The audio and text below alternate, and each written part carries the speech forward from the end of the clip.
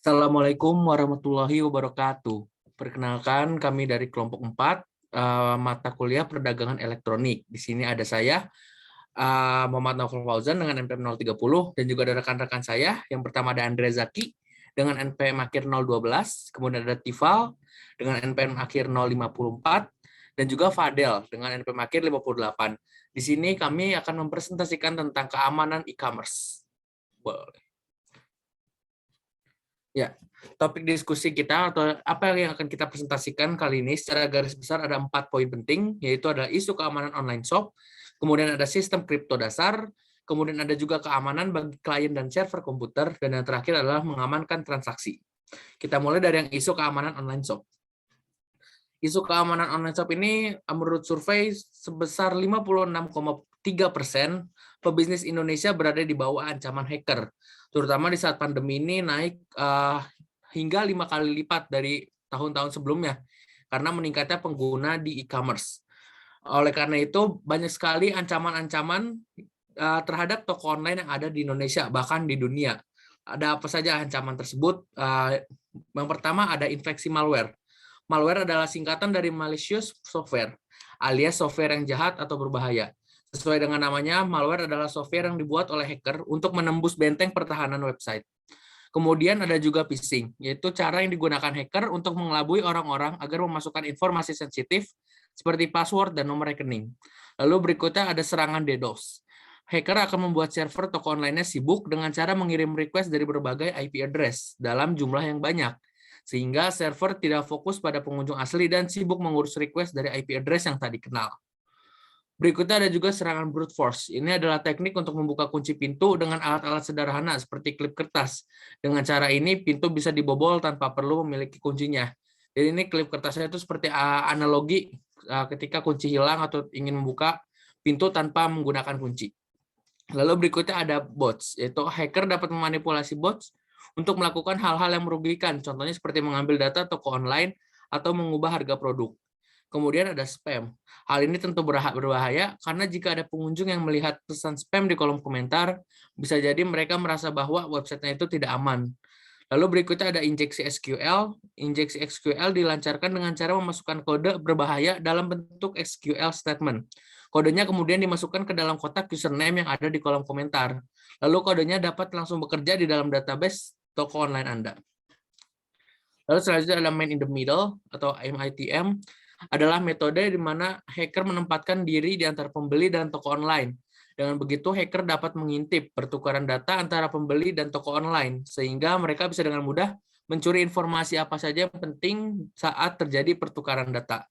Kemudian ada pencurian data kartu kredit. Nah, ada banyak cara yang dilakukan oleh hacker untuk mencuri data di kartu kredit, mulai dari malware, phishing, hingga MITM. Lalu berikut yang terakhir adalah sabotase keranjang, yaitu biasanya hacker menggunakan IP address yang berbeda-beda, sehingga toko online mengidentifikasi produk yang masuk keranjang sebagai pembelian. Untuk selanjutnya boleh dilanjut oleh Fadel. Oke, selanjutnya ada sistem kripto dasar. Pengertian dari sistem kripto dasar itu yaitu berasal dari kata bahasa Yunani yang berarti kriptos dan grepin. Kriptos berarti rahasia atau tersembunyi, sedangkan grepin artinya menulis. Jadi secara umum kriptografi merupakan proses menulis atau menyampaikan pesan secara rahasia dan tersembunyi. Next. Ini ada jenis-jenis kriptografi. Yang pertama ada hash function. Dipergunakan untuk meringkas data serta mengirimkan penjelasan yang telah dirangkum.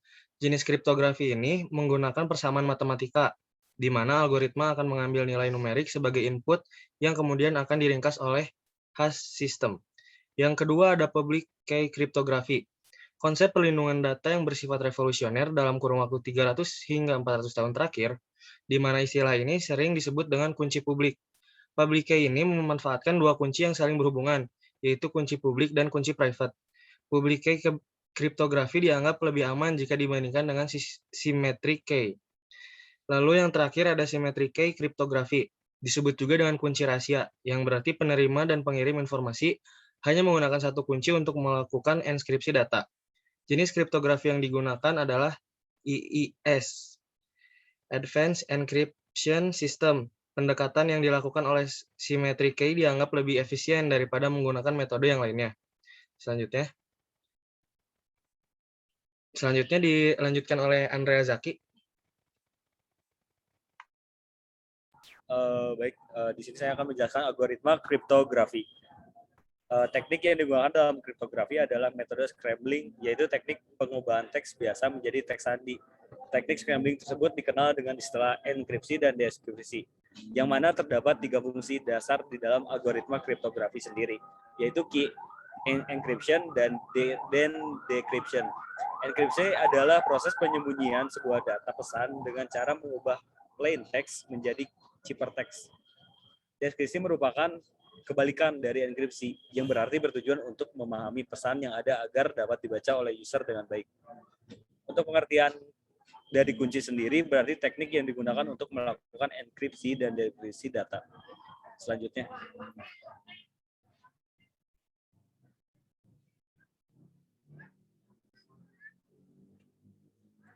Modern cryptography. Di sini ada 4 bagian, ada authentication, confidentiality, integrity, non-repudiation. Autentikasi merupakan proses di mana pengirim dan penerima dapat mengetahui identitas dari masing-masing sumber data atau data search yang digunakan.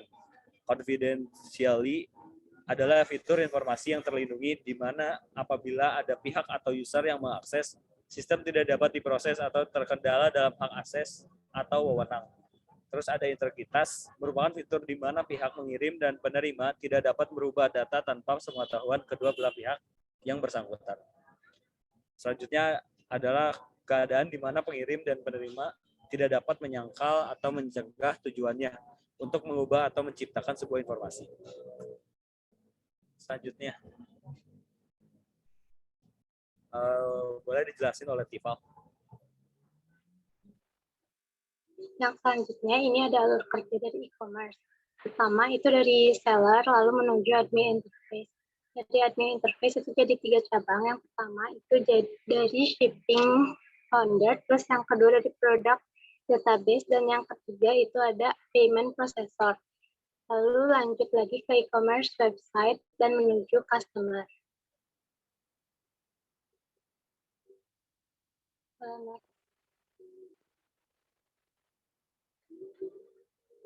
Lalu ada keamanan transaksi bagi klien.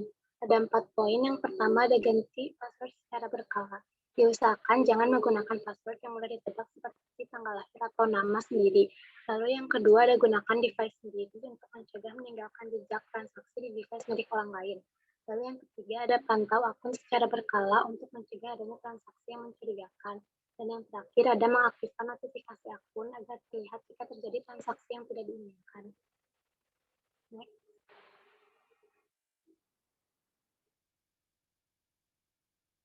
Lalu ada keamanan transaksi untuk server. Ada 3 poin. Yang pertama, gunakan antivirus untuk mencegah datangnya virus dari website yang tidak aman. Lalu yang kedua, ada hati-hati dalam klik tautan. Pilih-pilih dalam pemilihan website. Bisa saja terjadi peretasan atau phishing. Lalu yang ketiga, perbarui device. Lalu perbarui software device agar tingkat keamanannya jadi lebih baik.